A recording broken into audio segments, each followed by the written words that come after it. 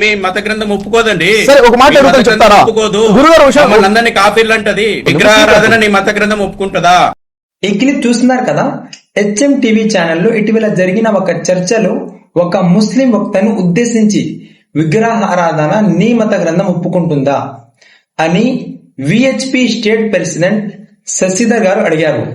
ఒకవేళ సేమ్ ఇదే ప్రశ్న మీతో అడిగితే మీరేం జవాబిస్తారు? చాలా మంచి ప్రశ్న.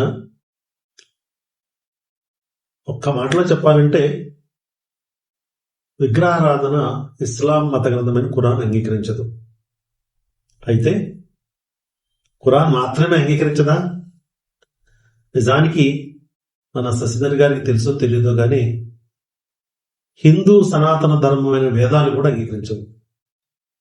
సో ఇస్లాం ధర్మం ప్రకారంగా వేదాలు మొదలుకొని ఖురాన్ వరకు విగ్రహారాధన చెయ్యమని కానీ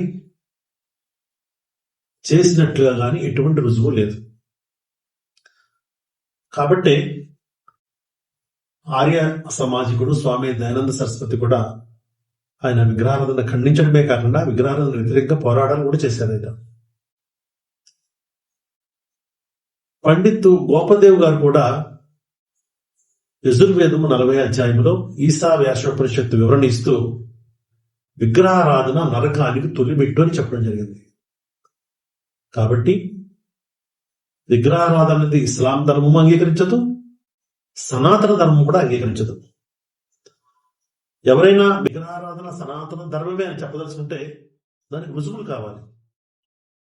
కాబట్టి నాకు తెలిసినంత వరకు కూడా విగ్రహారాధన ప్రారంభం నుంచి లేదు, అది మధ్యలో వచ్చింది. కానీ సనాతన ధర్మం వేదాలు ప్రారంభం నుంచి ఉన్నాయి, అక్కడ విగ్రహారాధన లేదు. చివరి దైవ గ్రంథం ఖురాన్ చెప్పేది కూడా విగ్రహారాధన అంగీకరించడం లేదు. మరి ఈ సత్యాన్ని మన శశిధర్ గారితో పాటు యావత్ సమాజం అర్థం చేసుకొని అంగీకరించి సత్యానికి సాక్షులుగా ఉండాలని ప్రేమపూర్వకంగా కోరుచున్నాను.